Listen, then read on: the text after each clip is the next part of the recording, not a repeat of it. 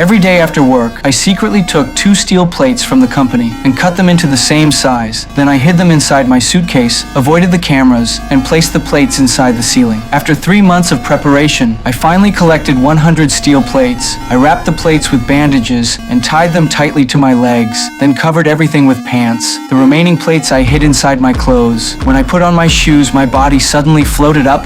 I quickly got dressed and restored everything to normal. Then I started running across the ceiling. When I opened the door, I almost fell because the gravity of the upper world and lower world were opposite. People from the 2 worlds were forbidden to contact each other. I took great risks stealing those plates just to take the elevator into the boundary office, hoping to find my first love, Annie. I soon found her and greeted her right away, but Annie said she didn't know me. Someone beside her explained she had lost her memory in an accident. I realized I had to find a way to make her remember me. At that time, Annie's project ran into trouble, so I showed her my anti-aging cream invention, a formula that mixed materials from both worlds. It could make objects defy gravity. While the cream was taking effect, I tried to restore Annie's childhood memories, but it didn't work. Then the steel plates on my legs started heating up from the antimatter reaction. I excused myself to the restroom and used tap water to cool my body. Suddenly someone entered, so I pretended nothing happened. But when I tried to pee, I saw my urine flowing upward toward the ceiling. It hit the smoke detector, so I had to take the elevator back to the lower world. Even though I was badly burned, I didn't give up on finding my girlfriend. When I was planning my next move, my boss sent me a report ordering me to hand over the anti-aging cream formula for mass production. To pressure everyone,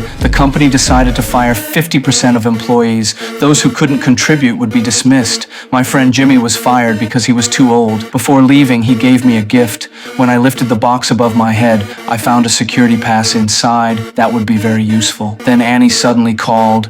I apologized for leaving without saying goodbye and invited her to lunch. So I used the same method to enter the upper world again and passed security with Jimmy's card. The buildings here were magnificent. Resources from the lower world were sent up through trade elevators.